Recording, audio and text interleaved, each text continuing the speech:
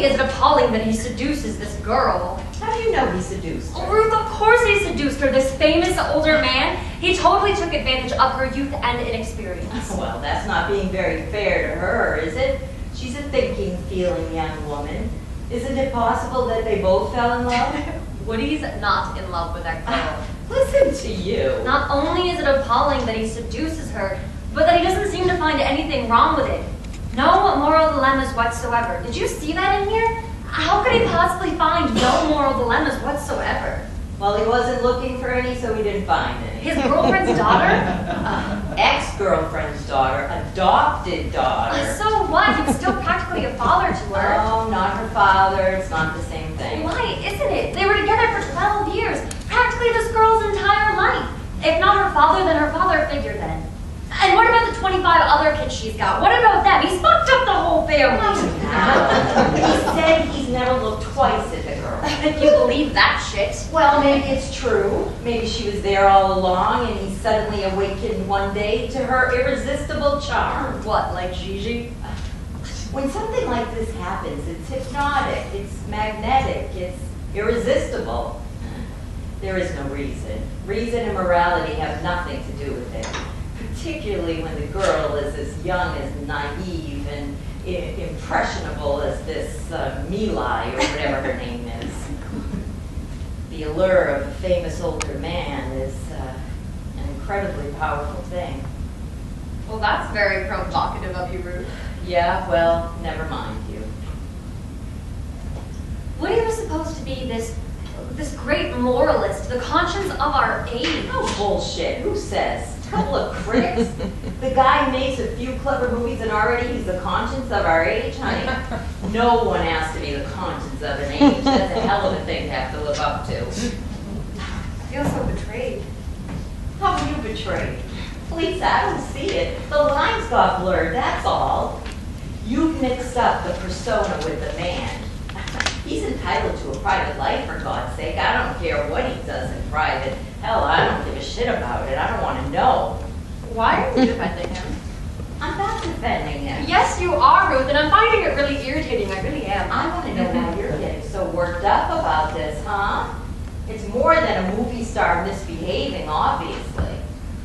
You forgot that he's a movie star. Movie stars misbehave all the time, always have. That's what they do.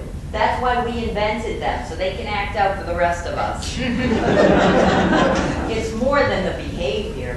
It's what it represents. Oh, thank you, Dr. Froehlich. So what are you saying? I'm still angry at my father for leaving my mother?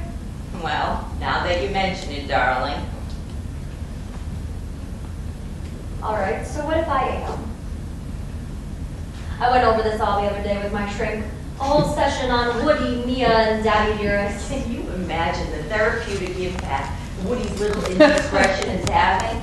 People laying on couches all over Manhattan moaning to their analyst about it. Ay, ay, ay. I couldn't believe the shit that poured out. Feelings of rage, betrayal, abandonment. It was like I was 12 years old all over again. My father isn't speaking to me, by the way. Oh, really? Why? I don't know. I gave him the Disneyland story. Oh, dear. Yeah, and he hated it. Well, that's no surprise. Oh, it was awful. Catherine was so upset she cried. How could you do that to her? She's only gone out of her way to be nice to you. Oh, it was horrible. I never should have written it. Oh, well, that wasn't an option. You had to write it. Didn't I? Oh, absolutely, yeah. The question is, why did you give it to him to read? I mean, it's not a very flattering portrait. I know. So, why'd you give it to him? I don't know, so he'd have some idea of what I'm doing. He has no idea what I'm doing. He hasn't read any of my stuff since high school. Well, the Disneyland story was a pretty tough introduction to your work, don't you think? Yeah, I suppose, but I mean, I don't know, keeping it a secret didn't feel right either. I don't know, I thought I was doing the right thing. What were you hoping to accomplish? To gain his respect? I don't know. His approval? To show him what a good little writer you are? Yeah, that's exactly what I wanted. His approval. Pretty infantile, huh?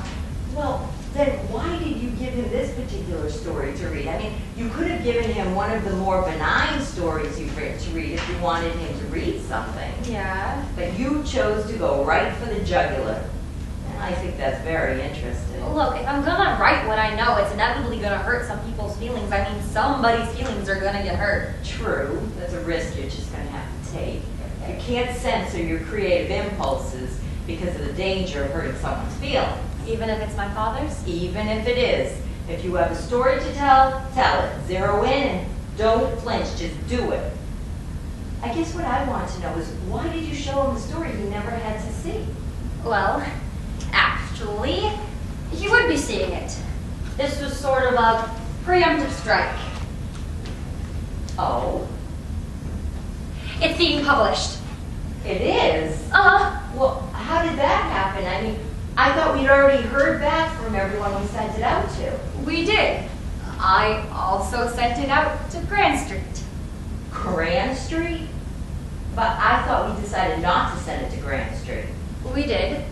I thought we decided that that wasn't the right journal for it, and I didn't know anybody there. Right. But I figured I would send it in anyway, just for the hell of it. See what happened. Well, what about a letter? You didn't ask me to write a letter, did you? Because I No, don't I think- didn't. I just sent it in with a cover letter of my own. You know, the basic. Oh. And they're publishing it. Uh-huh. That's what they said. Well, how do you know? What do you know about that? It didn't seem like their cup of tea at all. I know, that's what we thought. How nice. You'll be a published writer. I know. Congratulations. Thank you. Your first published story. Isn't that wonderful? Yeah, I can't believe it. Well, I have to celebrate. Yes, let's. What did they do? Call you or write you? They wrote me When? the other day. Well, now, I've spoken to you every single day this week, and you never mentioned a word about a letter from Grand Street. I just found out. Well, the other day you said. I don't remember exactly when it was. Oh, what difference does it make? Well, I just think this is very curious. I mean, why didn't you call me immediately? Ruth. Why wasn't I the first one you called? Well, maybe you were. You would never know if you'd bother to get a machine.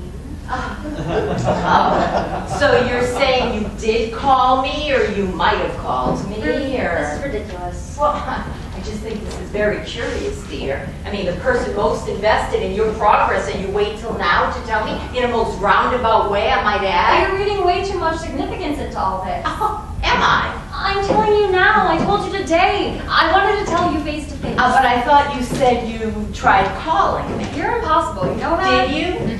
Did you try calling me, or was that just a convenient lie? Why would I lie? Well, I don't think you're being totally upfront with me.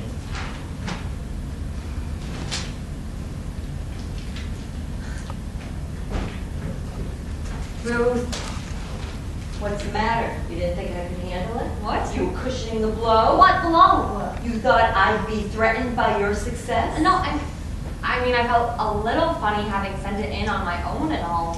Oh, and you hoped that they would accept it. What?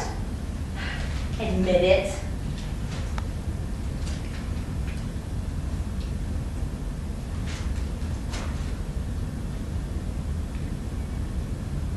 It's just a little journal that nobody really reads anyway.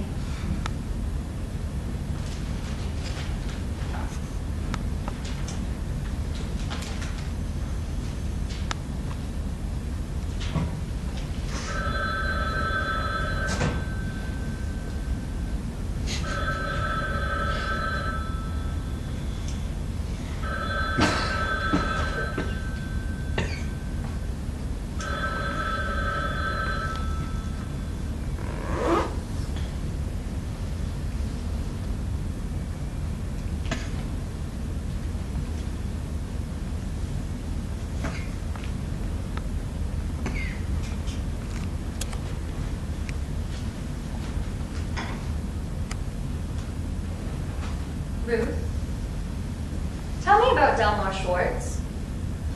What? I want to hear about you and Delmar Schwartz. What are you talking about? Tell me.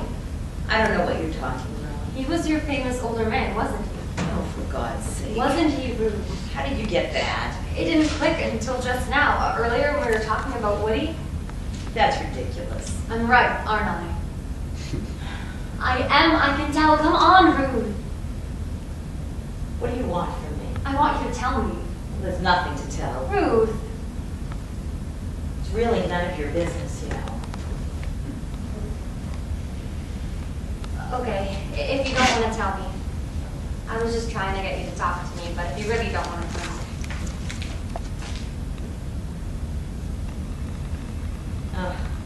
It was 1,000,001 years ago. Another lifetime. I was quite young. How young? 22. But a young 22. And innocent in many ways. A virgin. I was a good girl. A nice Jewish girl. A passionate girl. One of those passionate virginal girls who'd read Hawkins and Dickinson and sob her eyes out. Poetry was my love, my romance, my religion. What a time. When was this? 57, 58.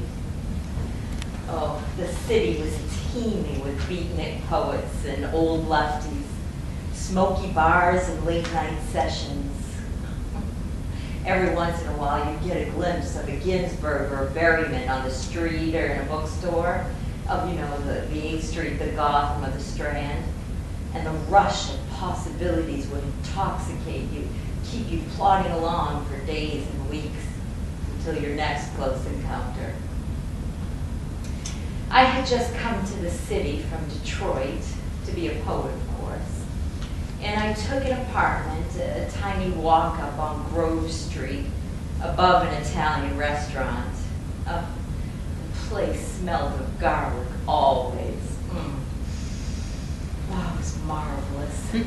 My pillow smelled of garlic, my clothes. And I had a roommate named Elaine, also from Detroit, the daughter of a friend, of a family friend, an aspiring actress who would soon marry a rich man and give up her career and her dreams forever and die of breast cancer at 39. And the only soul I knew in all of New York City. One sleeting night, Elaine schlepped me into a bar on Hudson Street. You know, the White Horse Tavern.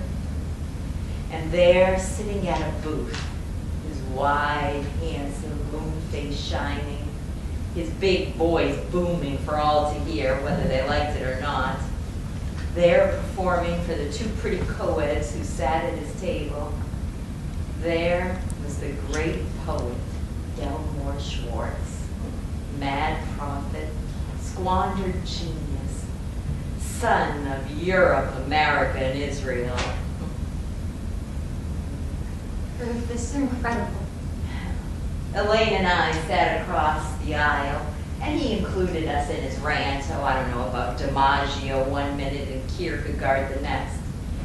After midnight, the first team of cheerleaders grew tired and left. So Elaine and I moved our drinks into his booth. Seeing his shining face now across the table, his eyes darting about, gleaming with brilliance. There was so much going on in there. And he was already way past his prime at this point. Oh, he was gray and bloated and going to seed. His overcoat reeked of stale smoke, and his teeth were baked yellow from tobacco. That enormous head with those widely spaced eyes. There was still something so magnificent about him. He had been quite beautiful once. Yes, I know. I've seen pictures. Yes. So the power was undeniable.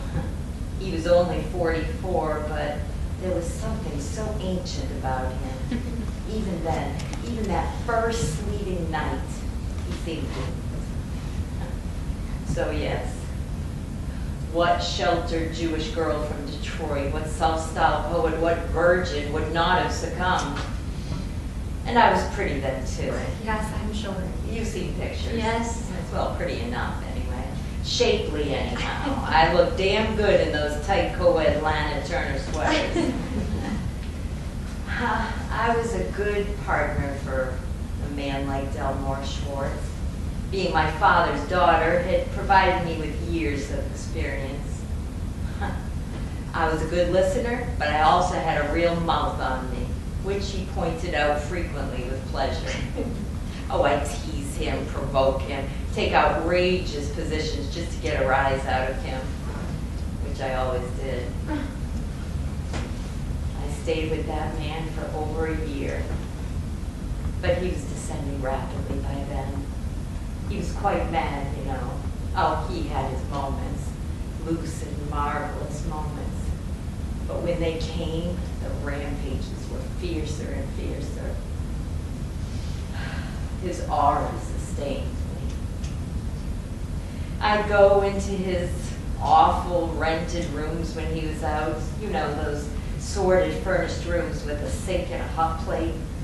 And I'd wash the dishes that had piled up for days and pick up his mess and mend his clothes, and he'd walk in and never say a word of thanks. One day I let myself in, and there was another adoring girl lovingly washing his socks at his sink. "Oh," she said, surprised to see me. I turned around and left, and never came back. I suppose you know the rest of the tale. How he was staying in one of those hotels when he died in '66. How his body lay unclaimed in the morgue for days. The years pass and the years pass, and still I see only as in a glass, darkly and vaguely, waiting in grinding misery for the fountain of poetry to flow and overflow once again.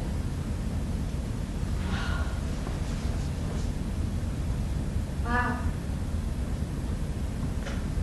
Poor schmuck. I don't talk about this. Why did you make me talk about this? I'm sorry. It's too painful conjuring up that girl, that affair. I sewed that man's trousers. I held him when he woke up in a cold sweat. I took a lot of shit from him in the name of poetry. I'm not particularly proud of all that happened, but yet it was my shining moment. No, it wasn't. Yes, it was. It was. And you've never written about it? Really? How come? Some things you just don't touch. Oh, look, I don't mean to be a big old baby. Oh, Ruth. You know that I'm happy for you, don't you? Yes, of course I know that. I'm very, very proud